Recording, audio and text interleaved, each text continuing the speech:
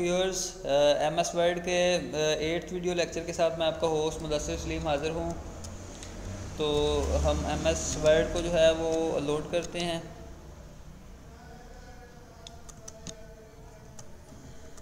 जी, तो आज हम लेआउट के मेन्यू को देखेंगे कि लेआउट के मेन्यू में क्या है, तो उसको हम डिटेल में देखेंगे ज़रा। तो सबसे पहले ये मार्जिन है कि आपका ये जो कर्सर है कहाँ पे ब्लिंक कर रहा है। आप देखें कि इसने टॉप से भी कुछ स्पेसिस को छोड़ा हुआ है, लेफ़्ट से भी कुछ स्पेसिस को छोड़ा हुआ है। लेकिन अगर मैं मार्जिन पे आके ये बने बनाए कुछ मार्जिन हैं, इनमें से भी मैं ले सकता हूँ। लेकिन अगर अपनी मर्ज़ी से मैं मार्जिन सेट करना चाहता हूँ तो कस्टम मार्जिन लास्ट ऑप्शन पे आऊँगा। तो यहाँ से मैं टॉप से कितना कम करना चाहता हूँ और लेफ़्ट से कितना कम करना चाहता हूँ, तो ये ओके करूँगा तो ये मैं मार्जिन को सेट कर सकता हूँ। ठीक है, तो ये मार्जिन को हमने सेट कर लिया। इसके बाद है ओरिएंटेशन में अगर सपोज आप एक लैंडस्केप, ये जब प्रिंट निकालेंगे तो या कुछ डाटा लिखेंगे तो वो लैंडस्केप चौड़ाई के रुख आएगा। अगर आप उसको पोर्ट्रेट कर देते हैं तो वो लंबाई के रुख आएगा। ठीक है, उसके बाद अगर साइज़ पेज का आप कर सकते हैं कि जिस पेपर पे आप प्रिंट निकालते हैं उसके डिफरेंट साइज़ होते हैं, या वो लेटर होता है, लीगल होता है, A4 होता है, डिफरेंट साइज़ अवेलेबल होते हैं। लीगल की जो लंबाई है वो 14 इंच होती है, जो A4 है उसकी 11.69 इंच होती है, और जो लेटर है उसकी 11 इंच होती है। ये मुख्तलिफ पेजेस हैं, उनके साइज़ हैं, इनको आप अपनी मर्ज़ी से देख सकते हैं। उसके बाद है कॉलम।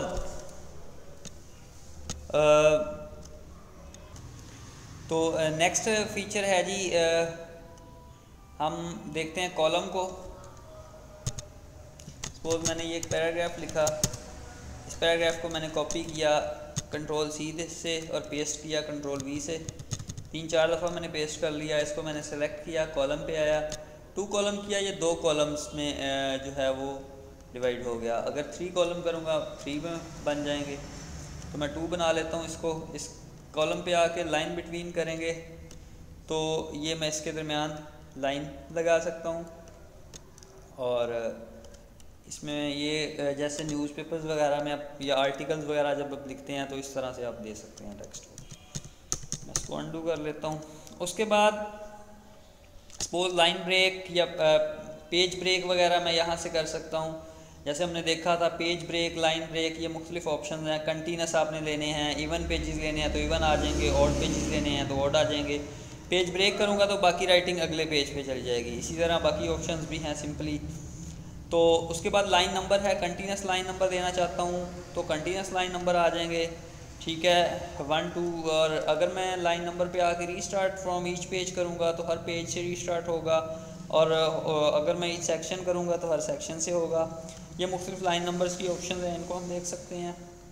उसके बाद हाइफेनेशन को मैं ऑटोमेट कर देता हूँ। तो इट्स मीन के मेरा जो वर्ड, सपोज मैं कोई भी लाइन लिख रहा हूँ तो एंड पे जब पहुँचा हूँ तो कोई वर्ड लंबा है वो एक उस लाइन पे पूरा नहीं आ रहा, तो ये देखें ये एक लफ्ज़ था हेडिंग्स, तो हेडिंग्स हाइफेनेट होके ये निशान, ये सिंबल आ गया, हाइफेनेट होके अगली लाइन पे चला गया, नेक्स्ट लाइन पे चला गया।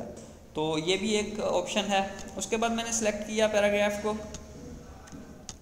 तो मैं इसको करता हूँ कि लेफ़्ट से मैंने कितना छोड़ना है, मैं राइट से कितना छोड़ना चाहता हूँ, या मैं पैराग्राफ के बाद पहले कितनी स्पेस देना चाहता हूँ, या बाद में कितनी स्पेस ऐड करना चाहता हूँ। तो ये सारा वर्क भी जो है हम इसमें देख सकते हैं। आई होप दैट कि आपको समझ आ गया होगा। Thanks for watching video. मेरे चैनल को सब्सक्राइब करना मत भूलिएगा। अपना ख्याल रखिएगा। अल्लाह हाफ़िज़।